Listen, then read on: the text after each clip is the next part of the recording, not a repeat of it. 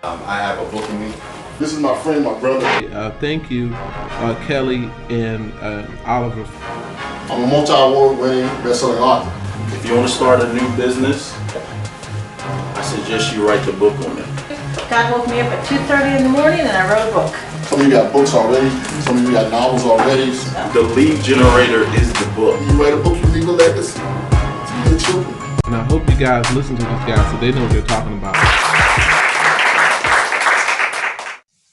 What's up, everybody? I'm the publisher, Mr. Kelly Cole. And I'm the writing coach, Dr. Oliver T. Reid, the relationship architect. Welcome to Books-N-Brothas podcast. Bro, welcome. You are a year older now. Tell the people real quick, how was your birthday weekend shindigs? You know what? I thought I told you that we won't stop. You know, y'all remember that line? New fresh haircut, new year. I'm pumped. Tatted Birthday was up? really good. Tatted up. I can't show y'all where it's at because it's still healing. But from that standpoint, had a good time with the family, man. Enjoyed the birthday. Dope. Good stuff, man. I had an amazing time this weekend in the ATL. Mm-hmm. I'm a part of Client Attraction University, and we had our client-only meeting, and it was amazing, man. I had a great time. One of my biggest takeaways is the importance of alignment and congruency. And what was the other thing? How each level of success or wherever you want to go, it requires a different form of you. So it requires you to grow. Because if you could have, this was one of the quotes he said, if you could have everything that you want and dreamed of being who you are, you would already have it. Wow. So if you could have your dream and that thing you long for, being who you are and doing what you're already doing, you would already have it. Right. You would already do it. So for me, I don't know if I've shared this on the podcast. My goal is to become a millionaire. So it made me do some self-assessing. All right. Now I'm well on track to becoming a millionaire, but there's something, of course, before this, I felt like it was something in my way. Right. So this is a great way to kick this off too. So maybe we can help some people. But what that made me think about, hey, Kelly, you want to be a millionaire, you got to do what a millionaire does. Mm-hmm. Now, let me break that down. You got to do everything they do, not some things, not the things that you pick out, but you got to do everything that they do, including eating healthier, including going to the gym, including keeping your daily routine, including doing the things you know you should be doing that's going to get you to the millions. And I came back and completely got back on track, going back to the gym, changing my eating habits, sticking to my schedule. I even wrote a list. I wrote a checklist, and I'll show you guys, the ones that have watched this on YouTube. I wrote a list, right, that I have to check off. It's 30 days, but it's about, let me see, 1, 2, 3, 4, 5, 6, 7, 8, 9, 10. It's 11 things that I have to do every day before I go to bed. Like I can't go to bed without checking off these 11 things.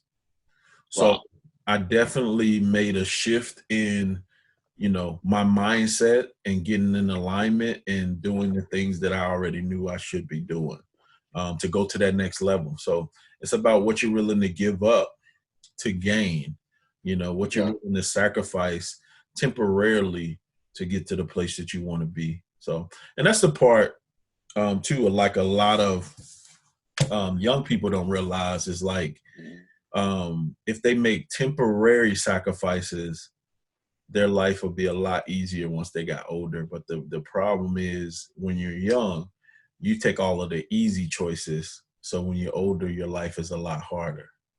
So yeah. I'm done preaching this evening. Yeah. I'm telling you, that's so important. that you said that too, because that's one of the things that kind of the mantra I've been on for, I would say, a good 6 to 8 months. You Mhm. know, with really just changing everything about what you can preserve for yourself. Because the other part of it is some things that's just not in your control. Mhm. But there's a great amount of things that's in your control that you can change and that you can actually do while you're waiting between steps. So let's say if there's something that you're waiting on, like you talk about the millionaire status, whatever you're waiting on, there's preparation. There's always preparation.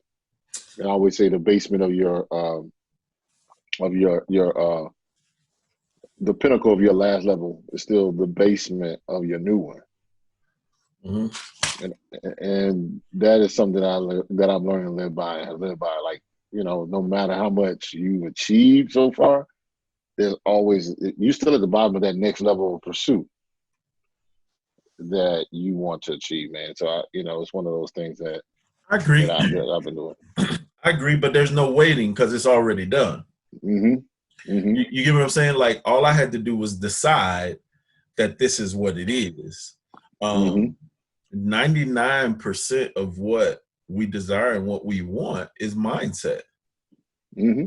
So reprogramming ourselves to believe that number one, we deserve it, and number two, that it's already ours. So Mm-hmm. getting back, like I said, into my routines and getting back into the things that I know I should be doing in order to go to that next level, man, it's a mindset, it's a decision, it's a choice. That's all it is. Like we're talking, we rarely talk about business and mindset on the podcast, which is one of the things in the title we say we're going to talk about. But to become a successful author, number one, it starts with your mindset. Like you've got to know the book that you're creating. You've got to know that it's going to impact somebody's life, that you're writing this book and you've got to decide what you want this book to do for you. So we talked about it in the previous episode, like start with the end in mind. Like, what do you want your book to do for you? Not just, hey, I want to write this book. You should be thinking past just writing the book. Like, what do you want this book to do for you? What is somebody going to get after they finish reading your book? And what actions do you want them to take after they finish reading your book? So, yeah. But topic, you came up with this topic today about pricing your book, right? So let's talk about pricing and how you come up with pricing, because like I said, I have a different outlook on this as of lately. But so you kick it off. You came up with this topic. You kick it off. What are your thoughts? I always say that you have to set your price, and I've seen it in my past where I've actually sold something for too low.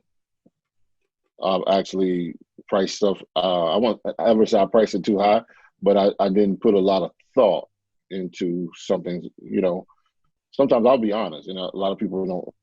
It goes back to my point where I'll say, you say waiting. I look at it from a standpoint of being still, and God showed me something powerful, because still water still moves. There's a lot of people out here who are talking, definitely it's about what you say, the mindset, but it's also about what your mindset is. Because sometimes you said something powerful when you said, okay, deciding to do something. Deciding to do something may not look like a sprint or you running the 4-2. It could be you deciding to do something and you just, like that turtle, walking it out. It could be. Before you know it, you still moving, but everybody like, yo, we ain't heard, this guy make any noise. Right. And so, but at the end of the day, I realized that setting your book price, a lot of times you have to know what like you said, what you're worth from the inside. What you're going back to what you said earlier about the book and what you wanted to accomplish and the work and sweat that you put into it. So then you got to also look at the market, because at the end of the day, if you got a book and you selling for $1,000, which I've seen it happen, I've been a part of book signings where I've seen people sell their book for $500 a book, and the book looked like a pamphlet. Didn't have anything in it, but they set the value and people actually bought it. But then I've seen people who were, sold it for $1 and were struggling to sell their book for $1. So I think it goes back to you researching the market, seeing where you feel comfortable, whatever you feel comfortable in and that you believe in, so that when you go out, you're comfortable about it. I think that's the first thing. So I run a gut check on myself. What's the sweat equity in your book? What are you offering? I will say this, and it kind of sounds opposite of what I'm trying to say, conflicting, but nobody can ever pay you the value of your knowledge. You can work a job, you can and they pay you this amount, but still, your knowledge, it to somebody else would say, hey, I'll pay you 10 times more than what that next person paid you. But I think you have to be, first of all, comfortable with doing your research the market, see the value that you're adding in it, and then be comfortable with your price and what your ask is, so that when you go out, I've heard people, I'm sure you've seen, Kelly, they're like, $9.99, I don't know, $12.99, and they're not really sure of what their book value is. Yeah. This is just me. So I have two different points. I'll share my first one. For me, I think what's most important is the value of the information. So I don't care how long, how small, how thin the book is. What's most important is the information inside the book. Mm-hmm. Because if you're going to sell me a book that's $1,000, right? But I can make 10,000, I'm going to give you the $1,000 for that book. Period. You know what I'm saying? Point blank, period. Now, me personally, at the beginning of this year, when I redid my website, mrkellyco.com, all of my books are $20 and all of my t-shirts are $30. Now, there was a time when I first started releasing my book, I was like, man, I'm just going to sell them for $10. I'm just going to sell them for $9.90. No, forget that. I'm not doing that no more. Like I was, man, I'm glad I thought about this. A lot of times we price stuff based on where we are financially, and it has nothing to do with your customer. So why are you counting your customers' pockets? If I was at an event before, this is several years ago, about 6 years ago, and I watched the guy sell his business card for $100, and he had a line from the front of the room to the back of the room, just his business card. You mean to tell me I can't sell my book for $20 and I know the value, and if you apply what I told you in the book, you will make, I don't even know how much money you'll make, because it's the principles that I live by and that have made me hundreds of thousands of dollars. I put it in the book. So my next book may be $100. Point blank, end the period. I'm thinking about writing this book. It came to me this weekend. I'm not going to share it, but it's if I do decide to create it, it's going to be $100. And guess what? I don't care if anybody buys it. Right. I'm not doing it, quote unquote, because I need the money from the book. I know the value in the information that I'm going to share in this book. Right. So you determine the value of your book and the value of the information inside your book. Now, let me say this. I would say that applies to books, non-fiction books that give how-to information, that gives tips, tools, and stuff like that. If you're creating your autobiography, you telling your story and different things like that that have different niches, then I would suggest the average retail value of a book, $15. You can't ever go wrong with pricing your book at $15. You just can't.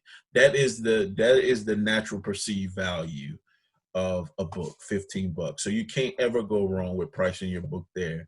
You're going to get a lot of yeses. You're going to get more yes at 15 than you would at $20 or higher if your book is about something else. Now, like I said, I've seen it both ways. I've seen it, where people, price their books. They want to sell it for $6 and $7 and $10.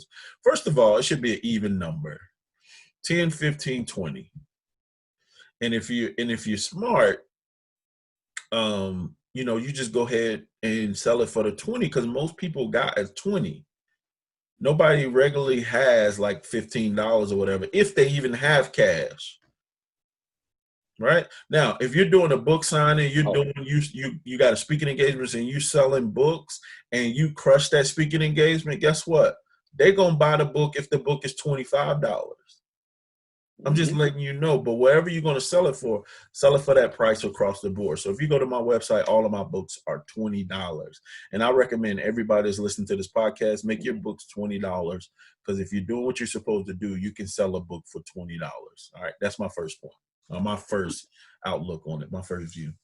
Love it, love it, love it, love it. And I'll go back to that part. You said something that's very, very important.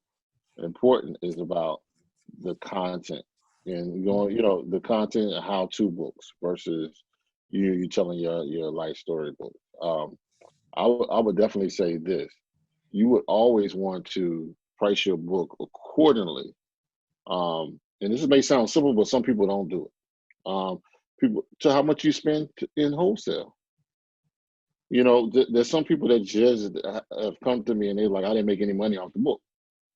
And I ask them, I'm sure you probably get that, how much you selling it for? And how much did it cost you to generate? Right. Depending on who you go, because you got companies out there, some people didn't do their research in the beginning and then put it in the hands of a publishing company, or didn't get, work with Publishing Advantage Group. Maybe you went out on your own and then you start buying. I remember a client, and I tried to tell him to go with us, but I kind of worked with him on some stuff, and he ended up paying. I think he was going no dish to any of these book companies that can publish your book or print your book out for 24 hours or 48 hours. But he went to one of those joints, and he ended up getting. I think he got a hard copy too. So he ended up paying out of the wazoo for each of his books. Right. And I'm sitting up here like, why? So you want to make sure if you're putting money, there's a rule that says no common sense in business. If you know you're paying $10 a book wholesale, why are you selling it for $10? Right. Or why would you sell it for $15? Or whatever you want to say. You got to at least look at that. So it sounds simple. Going back to that point, go look at what you have to pay yourself, because some people don't. They're just like, hey, I'm gonna make it niche. I'm gonna sell it for this amount because I'm looking at somebody else's book and they sold it for that amount. Yeah. And I always say you get lost in somebody else's book yard. So you're looking at somebody else's book yard. So you do that. And it was funny because I talked to the guy and I ended up going to his book signing because I worked on him as a writing coach. And I sit there and I watched him. I was like, how much are you? Because he showed me the invoice of the books, and then he also got paperback. So he got paperback, and then he got hardcover books. Man, he got it from one of those sites. Than when you would if you would have just worked with us. Yeah. But some people, I mean, it's like that. It's like that. Some people do that. So I laughed, but at the same time I felt, because I'm like, your price margin, then he would have had to be so great. He ended up selling the book for less than what he paid for it. And at the end of the day, it wasn't a how-to book. It was going back to, it was nonfiction, but it was talking about his story. It was talking about his life. And so he was kind of caught in the jam and frustrated, but from the beginning, he had started off. Amen. So I'll say, look at what you're going to cost, what it's going to cost you to print it, what's going to cost you to get it out there. Hey, bro, it is what it is. Some people learn the hard way, bro. They and you'll try to save money, but end up costing you more had you just go with the experts that know what they're doing. Because if you use a place like 48-hour books or whatever to print your books, you're going to pay more because you got to buy them in bulk. You have to buy X amount of copies. Like, you got to buy minimum copies to get a cheaper rate. So yeah, to be my guest, go right head on. Say, hey, bro, you live and learn. Yep. So, all right. What was the next thing? My next thing was this too. Dang, I lost my thought. All right, my next thing is this too. you should, and we talked about this in a previous podcast, to the right people, you shouldn't even be selling your book. You should be giving it away Mm-hmm. to Good the point. right people, to the people who can book you to speak, to the people who can get you on TV, to the people who can interview you on their radio show, to the people who can interview you on their podcast. You should give them copies free Mm. because Mm. what you can make on the back end, if you're doing this correctly, if you do anything we tell you to do, you should be thinking about starting, bringing this thing full circle. You should be thinking about the end in mind. Hey, what do I want my book to do? And you should want them to take action on whatever it is that you're selling on the back end. So if it's a workshop, if it's a coaching program, if it's a course, you should be able, or if it's just to get speaking engagements, you should be able to give your book away for free to the right people. So it opens up other doors for you to do other things. Like, most people don't realize this, like a book is the new business card. I was talking Yep. to a young lady today who has a credit repair business. And I was like, when you going to go ahead and write your book to use as a marketing tool to educate? All you need to do in the book is educate people on credit. And then at the end, have a call to action and introduce them to your business. Mm-hmm. Period. That's going to get you more clients. Get that book away for free. It's going to get you more clients, which is what you want to sell anyway. You want to sell your credit repair service. The book is going to get you into more doors, going to get you into more conversations, and going to get more attention than you just posting on social media. Hey, fix your credit, fix your credit, fix your credit. You start advertising you got this book, it's going to get you more business and more clients to sign up. Well, that's dope.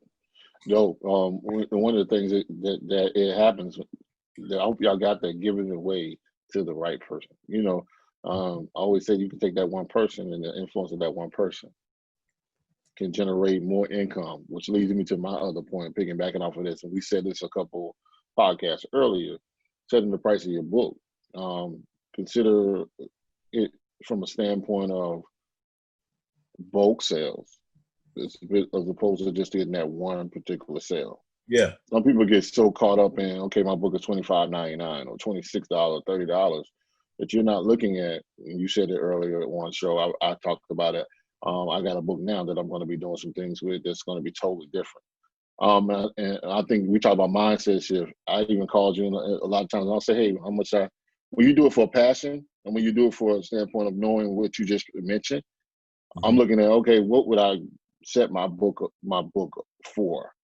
But at the end of the day, I know where it was going to be leading to. Like, for example, if you have an educational book, like let's mention the client Kelly just talked about, who basically, if she does a credit repair book, she can market all type of low income programs, for example, who are getting money through the CARES Act right now to help with literacy, to help financial challenges right now. For example, in my city alone, one of the things I do on my 9 to 5 is I manage grant funding from all over the country. Okay. Right now, there's money to show people how to fix their credit, to repair, to get back on their feet, to seminars, grants. So, for example, if she wrote that book, she can say, hey, I'm not going to charge my $20 for the book, but I know you got this program where you're helping 1,000 people come out of poverty. And I want to use my book as a curriculum. I want to use my book as a supplemental guide. And so right now, for example, in our county, CARES of the federal government, for example, is giving people who are out of jobs or switching jobs, take this out, Kelly, $5,000 in training or technical trade to go and get whatever trade they want. And they're going to pay them another $20 an hour while they do that. And so if you had a course, she can take the book we talk about, and that book can be a course. She now can say, I can sell 1,000 books for $20 or $15. You the math guy. You multiply it up. Look how much money she's made. So bulk sales is a way that you want to say, hey, I'm pricing it individually, but also think, what would it be if somebody had a resource budget, or if they had to buy it bulk from you, and you can make more money than just saying the individual sell or the individual fish. Like, where can I get this in the hands of somebody where for their conference, credit repair conferences, I mean, they have all kinds of stuff, tax season, whatever she can actually do. You got all these different modes, but it starts again, like we always say, starts with getting the book done. But if she gets the book done, she can kind of set her price, from a standpoint of if you want to bulk sell it, get it in the hand of multiple people, or you're going to do, like you said, hand-to-hand combat last week, or if you want to just sell it online, whatever. But you can actually give it away, but you can actually put it inside of a program, especially stuff like credit and what's going on right now. There's a lot of opportunity for it to become a course, to be in the hands of individuals that can actually get it out to their classrooms, their classmates, whatever it is. So anytime you got something like that, think about the bulk sales. Dope. Yeah, that's dope, man. That's good stuff, man. That's all I got as far as pricing, man. I'll reiterate what I said. Price your book according to the value of the information and stick by your price. Like, I know the information I put in my books are invaluable. Like, you can't really put a price tag on it, like Solomon Wealth Formula. If somebody really worked Solomon Wealth Formula, my Solomon Wealth Formula book, and put it in their spirit and worked it and did what I told you to do in it, there's no limit to amount of money that you can make from Solomon Wealth Formula, but it's $20. If someone took my book, Get Locked In, Mastering the Art of Laser Focus to Achieve Their Dreams, if they did that, there's no amount of money that they wouldn't be able to make. If they actually, take the advice of, when I'm in certain places or in certain areas and I meet certain people, I give them a copy of my book because I know an opportunity to speak in front of their audience is going to be worth me way more than the $20 of me charging them for a book. Awesome. If that makes sense. So, and think about this too. Not only, giving your book away in person, why couldn't you mail your book to people who you're interested in working with, or people that you're interested in, doing some business with? If you go into your back office, like if you were on Amazon, you go into your back office, you can send a book as a gift and include a note. Yep. Right now, I'm going to give some away. This is just a bonus tip. Of course, right now, there, because of COVID, there's not many live, events going on. But if you want to see if some virtual events going on that maybe fits your topic or your niche, that maybe you can be a part of next year or something like that, go to Eventbrite, search in your town or city or wherever you want to go for the type of events that are in your niche, see who the organizer is, and send them a book. And say, hey, let them know that you're available to maybe speak the following year or the next year. Now is the time to start working on 2021 engagements. And one of the ways you can do that is start mailing out your book to different people. But I gave y'all enough. Got it. You dropped it. Like that's that's it in a nutshell. Y'all got enough information, say every week to week, to actually make something happen. And this is the thing about it. I was thinking about this. Your book holds so much value. Like, I've been writing books for years. Kelly been writing books for years. Solid Wealth Formula was written how many years ago? You're still selling for $20. Yeah, it's $20. All my books are $20 now. I don't sell them, and they're paperback too. They're not even hardback. When I do my hardback book, I'm either gonna sell it for $30 or $35. But yeah, that's my next official book, my hardback, when I cross that $1 million mark. Yeah, and wait, bro, and I think that's the biggest thing. Sticking to it to go platinum. When I go platinum, when I get that milli, kid, I'm gonna be like, yo, kid, I just went platinum. Yeah, Just went platinum. So, hold on, what is this? Oh, it's man. Anyway, but yeah, man, that's it, bro. We killed them. But I did want to. This is something I forgot. I just paid last week I just bought a book. It was $35. It was a paperback, a 5x8 paperback book. Why did I buy it too? Think about this too. You got people like me that understand the principle of sowing and reaping, right? I realize if I sow seed into good ground, I can't do anything but reap. So I don't care what the cost. This was a person, this was a pastor. This is Pastor D. Shout out to Pastor D. He wrote a book called What Are You in Hot Water? You can check it out right now on Amazon, and it's on, his Facebook and all of that stuff. But if you go to my IG, I actually interviewed Pastor D, and you can check him out on Instagram and all that. But his book was $35, bro, and I bought it. I didn't care what it cost. I was going to buy it because I was sowing seed into a man of God who was good ground, and I know I'm going to reap a harvest from it. So if I sow enough of those seeds, when I'm ready to go for my New York Times bestseller launch, which means I got to sell 11,000 copies of my book from Tuesday to Tuesday, that's when I go in for my, when I release my hardback book. Then I got to sow those types of seeds. I got to do that now. So I'm ready. There's a couple of books I paid $25, $30 for a paperback book, but it was for the information. So yeah, I did the same thing, man. I paid I think the most I paid for a book was probably like about $200, and it wasn't an academic book either. Of course you pay your college books, but from the standpoint of doing that, and it because of the knowledge you got from it, and from the standpoint of I always say, you can't put a limit on.